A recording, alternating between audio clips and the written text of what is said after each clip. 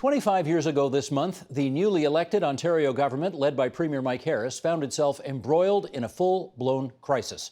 Indigenous protesters were locked in a confrontation with the OPP at Ipperwash Provincial Park in southwestern Ontario. By the time the dust had settled, a demonstrator named Dudley George had been shot and killed by an OPP officer who was eventually charged with criminal negligence causing death. What lessons did we learn at Ipperwash, and have we used that wisdom in the intervening quarter century? Let's ask. From Tequatagamu Nation, a Cree community in northeastern Ontario, there's Roseanne Archibald. She is Ontario Regional Chief with the Chiefs of Ontario. In North Toronto, Michael Bryant, former Ontario Attorney General and Minister of Aboriginal Affairs, now head of the Canadian Civil Liberties Association. And in Midtown Toronto, Elaine Todres, who was the Deputy Solicitor General during the Ipperwash crisis and is now President of Todres Leadership Council. And I'm grateful to the three of you for joining us on TVO tonight for an important discussion, which I think I want to bring this fact file up first, because 25 years ago is a long time for some people. Some of our viewers weren't alive yet. Others didn't live here at the time. So, Sheldon, if you would, let's bring this graphic up, and we'll go through some of the history here and get everybody up to scratch. 1932, this story starts. Ipperwash Provincial Park was created by the Government of Ontario on land that had been controversially surrendered from Stony Point Reserve in 1928. In 1937, Indigenous peoples notified park authorities of a burial ground inside the park and asked for its protection. Then comes World War II, and the Government of Canada takes the land from the Stony Point First Nation for a military training base. Families are relocated. The government had promised to return the land after the war's end, but 50 years after the end of World War II, the land had still not been given back. So that brings us to Labor Day weekend, 1995. A few dozen Indigenous protesters gathered at the park and built barricades to press their claim and assert that the burial ground had been damaged. The province's initial plan called for a, quote, peaceful resolution to the protest. But then on September 5th, 1995, the government changed its plan to, quote, remove the occupiers as soon as possible.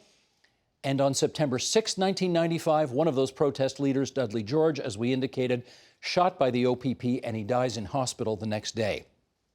Okay, Elaine, I wonder if you'd pick up the story for us, because you were the Deputy Minister to the Solicitor General at the time. You were at these very high-level meetings in the Ontario government. So put us in the room, if you would, at the top. What was going on in those high-ranking decision-making rooms? Well, first of all, I feel that I have to say that it's so many years later, and we have to acknowledge the tragedy of Ipperwash and respect the memory of Dudley George and the pain that his family went through. I think it's important for us to go back to 95, and I'm glad that you set a bit of a context. First of all, we had a new government, very brand new, to be facing a crisis of this magnitude, with a doctrinaire set of philosophies encompassed in the Common Sense Revolution, with a focus on each minister and each deputy minister was given their working documents, as it say, and in my case, a law and order agenda, accompanied by the general distrust between the levels of government and the civil service, which is what we see in most changes in government. And I think the third thing that's very, very important is the lack of a common policy frame as to whether this was a law and order issue or whether it was a First Nations Aboriginal land title issue. How did the government of the day see it? And the government of the day, well, that's an interesting question. So let me tell you about how the government actually worked in processing all of this. There were basically 3 or 4 lines of responsibility.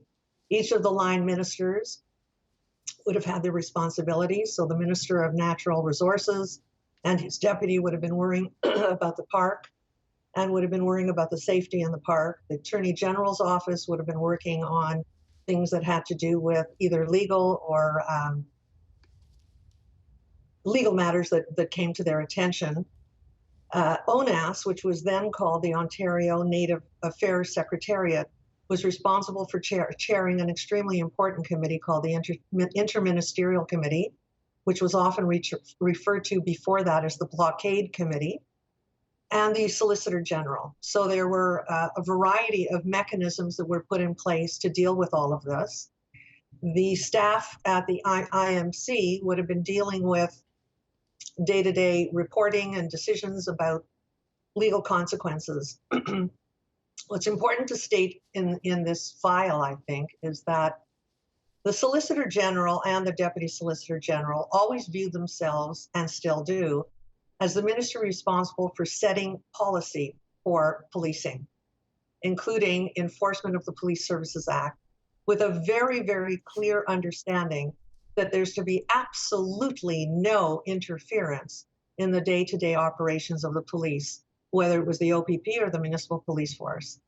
So in that case, my minister, who was a very seasoned opposition critic of the justice portfolio, had taken the view that we were, as a ministry, to be a backseat. We were to listen, but at the end of the day, the operational decisions would be made solely by the OPP. Well, So, if I can, that takes us to the most famous quote that emerges from all of this, because as you've quite nicely pointed out the differing missions that the different ministries of the time had. But then in the midst of all of that, you did have Premier Harris alleged to have said, well, the Attorney General of the day actually confirmed that he said it. He said, I want the effing Indians out of the park, except he didn't say effing. And I wonder whether, and this is, Charles Harnack, who was the AG at the time, testified before the inquiry that that's what the Premier of the day said. What did that do to all of those different competing missions as you saw it? well, as everybody testified, the Deputy Attorney General and I also testified, we walked out of that room and they were not instructions to do anything. We heard the views of politicians who were seized by the importance of the task, who were struck by all of the different viewpoints and wanted to see something happen quickly. But at the end of the day, that didn't change my job. That didn't change the Deputy Attorney's job. There were no instructions that were given to the OPP.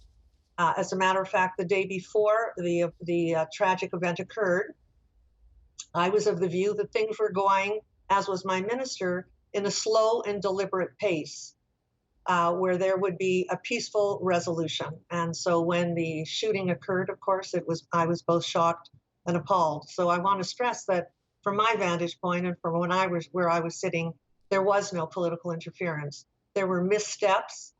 The commission, the inquiry led by Justice Linden was very clear about where mistakes were made, where there was lack of clarity, where policies needed to be improved, where there were all sorts of lacunae, not the least of which was what are we or not doing about land title.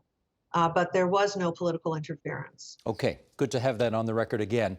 Roseanne Archibald, let me bring you into the conversation at this point. 25 years ago, obviously, you did not have the job that you have right now. Maybe you could tell us what you were doing, where you were, and how you got the news about the tragedy of Dudley George's death. Well, I was Grand Chief of Mushkegowuk Council at that time, which is the Crees in Ontario. And we were on a conference call with Chief Tom Brissett when the incident happened, and he let us know about the comments from the Premier. And so I find it really, I really dispute whether there was political interference in that process and whether those directions from the Premier at the time really set forth a series of events that actually led to Dudley George's death.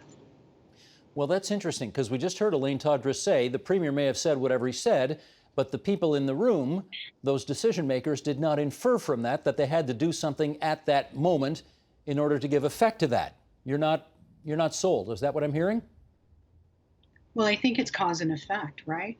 Like if the Premier of Ontario issues a statement like that, and suddenly, shortly after Dudley George is killed by the OPP, to me, there's a connection there. I know that that's the position of Ontario, that there was not any political interference. And I mean, I just came out of, as a regional chief, the Tyndonega situation, where there were a lot of discussions happening behind the scenes with leadership and with the OPP on how to avoid a similar crisis and a similar outcome in Tyndonega. We were working behind the scenes to preserve lives. So I think that leadership has a role in these disputes, but they certainly can't direct the police. But something between that comment from the Premier to the shooting of Dudley George, there's a connection. Elaine, I should give you a chance to come back on that if you want to. The record is clear. I mean, the justice spoke on it, so I have nothing else to say on that matter. Understood. All right, Michael Bryant, let me bring you in. You are still at this point, 25 years ago, 4 years away from becoming a member of the Ontario legislature, but one of your future colleagues, Gerry Phillips, who was the MPP from Scarborough Agincourt, I think, he pretty much grabbed this issue, and for 8 straight years, pretty much every single day, championed this cause, lobbied for a public inquiry, which eventually happened. You actually called it.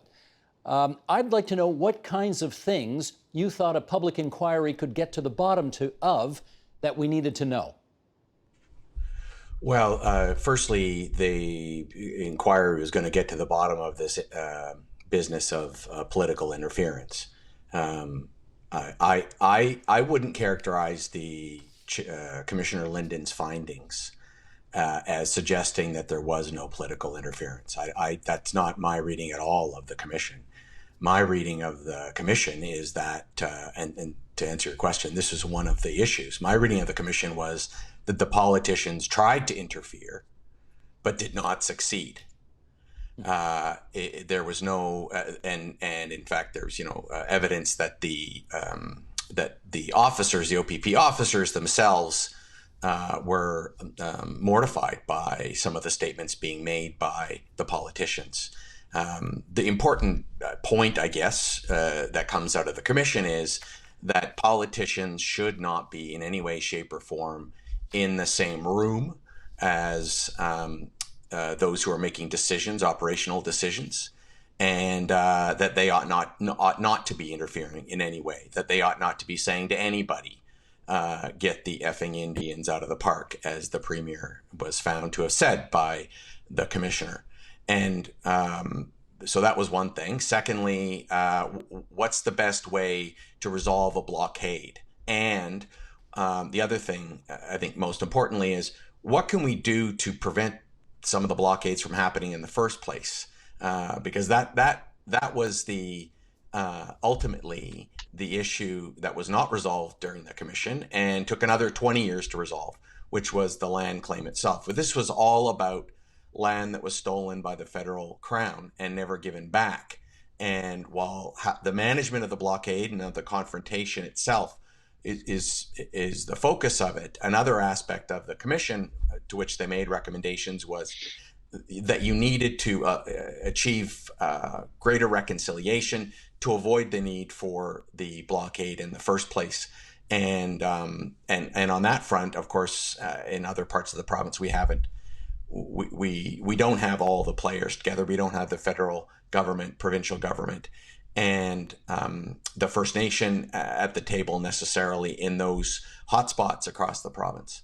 Elaine Todres, maybe you could help me understand something. If memory serves here, the park was closed at the time. So, I mean, to the best of my recollection, there weren't tourists in there who were vulnerable to whatever was going on between the OPP and the Indigenous protesters. So what was the urgency to, as the quote goes, get the effing Indians out of the park?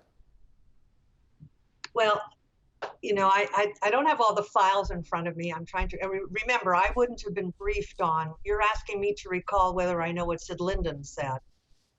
From my perspective, there was a process ongoing where there was an attempt by the OPP to actually appoint negotiators that would actually have a conversation.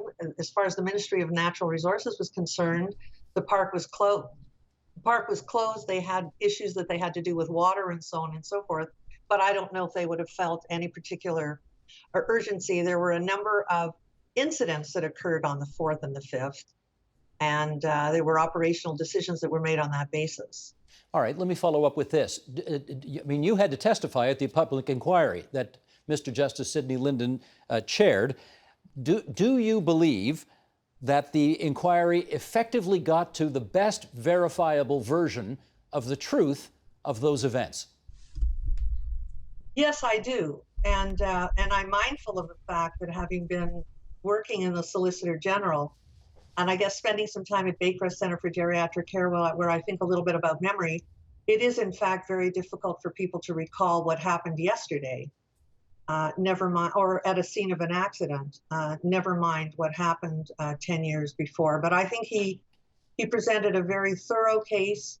He was very careful at the beginning of his inquiry to be sensitive to the history of Ipperwash and the two First Nations that were there. He went through meticulous detail with everybody who was present. So I think that he captured what needed to be captured. And I think the most important thing we need to focus on in terms of the future is he gave us a blueprint. So when people ask us, well, what do we need to do? And I'm sure the chief feels this way deep in her heart, and I'm sure Michael feels this way from all of his background as the Attorney General, as the minister responsible for these matters, for his interest now in civil liberties. We now know what to do. And I think the question that all of us have to ask is what's partisan and what's not partisan. So when I look at the justice's recommendations, his first one is about land claims. It's not about the OPP, it's about land claims. And he puts forward a proposal about the establishment of a commission. Okay, let me jump in here because we're going to get to this. You're getting a little ahead of my story still, so let's. Right. So my point is, we can spend time on the past, but we really have to ask ourselves in today, with not only with First Nations issues, but with what we're hearing through Black Lives Matters about the role of police and the limits around police. What do we collectively as a society believe needs to be done? And that's the question I'd very much like to hear from the other participants today. We are going to get there, but before we get there, I also want to know, I mean, this inquiry took a great deal of time and care and money to get to the bottom of what happened. And Roseanne Archibald, I guess I'd want to know from you, did the George family in particular, because their interests were obviously at the center of all of this, and perhaps First Nations leadership in general, think that the inquiry did a good job getting to the bottom of it all? Well, I want to talk about the basis of the inquiry as well. It's important to notice that, as Elaine said, that the conflict is about land. It's representative of every conflict about appropriation of land in Ontario and Canada. And even the name Ipperwash is appropriated. The Anishinaabe name for this land is Azudina. And I think that this inquiry is a framework, is what it is. And did it get to where we needed to get to? I would say that we still have a long road ahead of us in terms of even implementing many of the recommendations under the inquiry. And on the question of political interference, I mean, this is what the inquiry was really set up to do for us as First Nations, was to say that there is systemic racism within the Ontario government, and that systemic racism starts at the very highest levels, and that ignorance about First Nations rights and what was going on in Ipperwash went throughout the whole system. And so I think ultimately it's really important to talk about the fact that we view that kind of ignorance as being the basis for how do we move forward? Like, how do we get over that? How do we educate people? I mean, it took 78 years to get the land back. It was promised to them in 1942. Even 13 years after the end of the inquiry, it was finally returned. And I think that really points possibly to more confrontations, because this land claim process in Ontario and in Canada is very broken, and it's very cumbersome, very long, and it leads to these kinds of conflicts. And I think that if we take anything away from Ipperwash, It's how we try and begin to deal with that systemic racism, particularly around how police interact with our people who are engaged in activities to defend land or get land back. Well, let me pick up the story there with Michael Bryant. Michael, as you look back on the events of 25 years ago, 2020 hindsight, obviously, but what might have been able to be done differently whereby Dudley George doesn't end up dead at the end of the drama? Well, if the police are not do not go into the park, well, no, I see what you're saying. The question is really if in 2020, with 2020 hindsight, what would have happened? What would have happened is that the claim would have been negotiated and resolved and settled in the event that the First Nation agreed to it, or adjudication would have taken place to resolve the claim. It was, decades and decades had passed since the land had been taken by the time the protest took place. And it actually took as has been said, 2 more decades beforehand. So what would have happened is that there would have been a resolution, and that land, which at the time was Provincial Park, it's now been given back to the First Nation, rightly. But at the time it was a provincial park, and Stony Point First Nation was still an contaminated army camp. Everyone from Stony Point had been pushed into Kettle Point, doubling the population there, and the situation wasn't resolving itself. There weren't even talks that were taking place. So that's what would have happened, is that the claim would have been resolved, and that the claim would have been settled, the land would have been returned. And that's eventually what happened, is that the government said, yeah, you're right, we took the land, we misappropriated the land, we're going to give you the land back, we're going to clean up the land, said the federal government, and we owe you $100 million for having taken it all. And that was the eventual result. That was the eventual result, Michael, I think about a week ago. I mean, this story started during World War II, and it got resolved a week ago. Why do these things take so bloody long? Well, I negotiated the land claim, on behalf of the First Nation, and we resolved it about 4 years ago. I agreed with Chief Brissett in 2007 that the province would give back the park in 2007. And as you said, we gave back the park, which is actually, Steve, a smaller part of the bigger picture. It's a small part of the broader claim. But we shook hands, Sam George, myself, the chief, we announced it, cabinet approved it, and then it took 13 years to implement. So, but I'll tell you why. It's a lack of political will. That's what it is. It's just a lack of political will. If a first minister says we need to get this done by a certain time, then it will get done. And in the absence of that political will, you need to get it on the front page of the newspaper, and the only way to do that is through a blockade. All right, let me pick up the story there. Elaine Todrus, the fact is there have been numerous Indigenous demonstrations since Ipperwash. Thank goodness nobody has been killed. And I wonder whether we have whatever was learned at Ipperwash to thank for that fact. Were lessons learned that have been applied over the intervening quarter century that have allowed demonstrations to happen and thankfully nobody to die? I haven't been as close. I've been away from the civil service for a number of years, but obviously Ipperwash is imprinted on my brain, and I try to pay attention. I would say yes. I think that a number of things have happened. We have an Indigenous Affairs Ontario organization that is charged with dealing with land title matters. There were some very powerful people in the AG that have set up an Indigenous awareness section and so on. I think that there's a lot of mandatory training. I think the Ministry of Education has tried to take part in all of this. And in addition, and this I don't know factually, but one of the questions that arose was whether the OPP's protocol for intervention in critical events and Aboriginal First Nation critical events had been modified. That's a factual question I would have to put to the chief and to Michael, but I believe that there were attempts by the OPP to clean up and modify the policies. It's an open question. I don't know the answer to that. I will say this, if I can just comment for a moment on the point that the chief is making about systemic racism. I, at one time in my life, was the head of the Ontario Women's Directorate. And I used to say to people that you need to have the lens put into your prescription. I would say the same thing with First Nations. You require the lens, the prescription in your lens, to be placed there so that everything you see is imbued with what the issues of First Nations are. And just to give you a tiny example, when I was the Deputy Minister of Culture, I was responsible for the Burials Act, so became aware of that faction, that part of the story.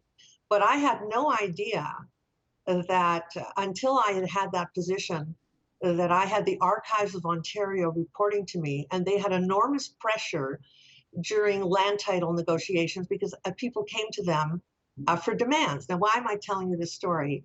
It means that more than just the usual ministries need to understand what First Nations matters are. And everybody has a piece in trying to deal with what the Truth and Reconciliation reports and other reports have told us to do. So it's what I call as a bureaucrat, the all-in-government approach. So do I believe that some of the steps have been taken? I believe so. Do I believe that all of them have been taken? No. And I don't think we can move past the most difficult one of all, which is dealing with land title. Well, let me get to Chief Archibald on that. Do you believe that we learned enough from Ipperwash 25 years ago that the Ontario Provincial Police have changed the protocols by which they handle these situations now?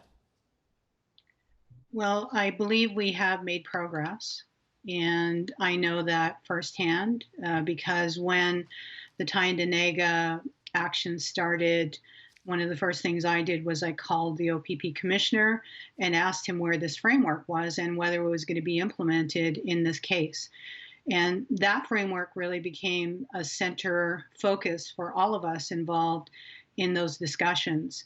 We were there to preserve lives, to keep people safe, and to ensure that we did not have another incident as we had in Ipperwash. Ipperwash was mentioned many times during the Tyendinaga process. And I'm sure it also came up recently in the Caledonia situation.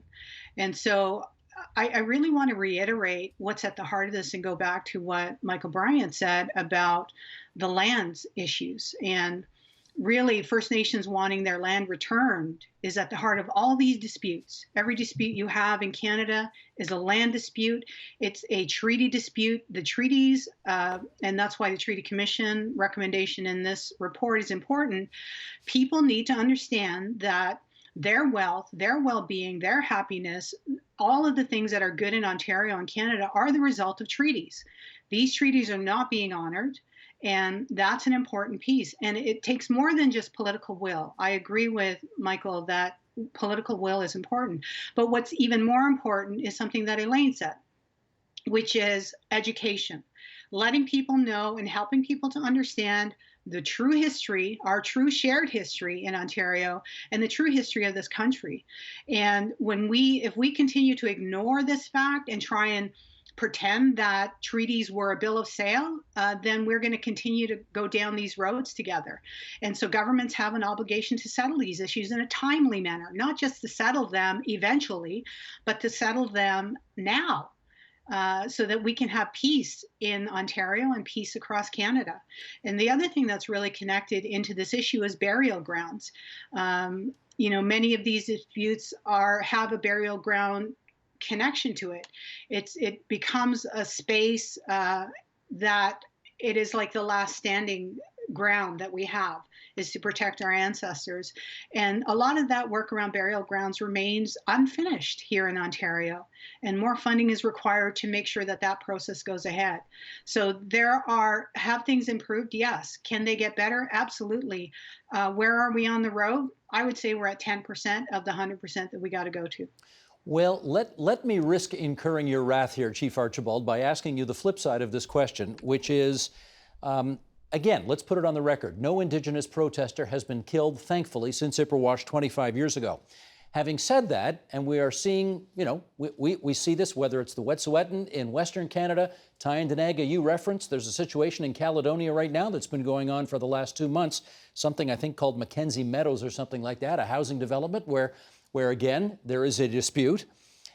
And there are people in this province who believe that Indigenous protesters are, quote unquote, getting away with stuff that, were they not Indigenous, if their name was John Smith instead of something else, they'd be hauled off by the OPP and put in jail, but that there is an extra layer of, shall we say, understanding or backing off that the OPP does, quote unquote, because of the ghost of Ipperwash hanging over this whole thing. What would you say to people who believe there's a double standard of law enforcement here right now? Well, I think they need to be educated, number one, because everything you said is not true. There is no, the reason that First Nations are in these disputes is because they have treaty rights. We are sovereign nations. I know people don't like to talk about that. And as sovereign nations, we signed these treaties with the Crown. And those Crown the Crown is now represented by the Ontario government and the federal government. And these treaties are not being followed. They are not being honored. We see the Robinson-Huron Treaty case where they won the case that their treaty annuities had to go up. But what has the government done? It's fought this case. It's fought against it. And why is that? Because many of the people who are in government didn't receive a proper education about their true history here in Canada. And that's the beginning point. So it's not, I don't find that it's about giving wrath to anybody, Steve. It's about educating people, letting them know what this is all about. And it's always about land. And when governments honor those treaties and give back land that they've taken inappropriately or through nefarious means or through deception, then I think we'll have a more peaceful society. But ultimately, everything in Ontario hinges on land. The basis of all our lives is the treaty lands that we are all living on. Michael Bryant, I'm literally down to my last 30 seconds here, and you were the Attorney General. You were the Minister of then called Aboriginal Affairs in Ontario. Somebody else has got those two jobs today. What advice would you have for them as they continue to try to make sure that no lives are lost as these disputes hopefully resolve themselves? Firstly, from the police perspective, de-escalation, as has been recommended in the Ipperwash report, in the Yakabuchi report, de-escalation for both Indigenous and non-Indigenous people in any confrontation is the appropriate approach, as opposed to escalation. Charging into a park, militarized and guns a-blazing is escalation. So the police shift to de-escalation ought to be undertaken from a government perspective. Come to the table. The Ontario, the current Ontario government left the tripartite table that existed between the federal government, provincial, and First Nations. Come to the table, meet with Chief Archibald, meet with all the chiefs of Ontario, meet with Indigenous leadership, and meet with the federal government, and start hammering out some agreements. And that's what I'd recommend they do. Just come to the table. I can't thank the three of you enough for coming on to TVO tonight and helping us better understand the events of 25 years ago. Roseanne Archibald, Michael Bryant, Elaine Todress. Stay safe, everybody, and once again, thanks so much. Thank you. Thank you. Miigwech. The Agenda with Steve Paikin is brought to you by the Chartered Professional Accountants of Ontario. CPA Ontario is a regulator, an educator, a thought leader, and an advocate. We protect the public. We advance our profession. We guide our CPAs. We are CPA Ontario. And by viewers like you. Thank you.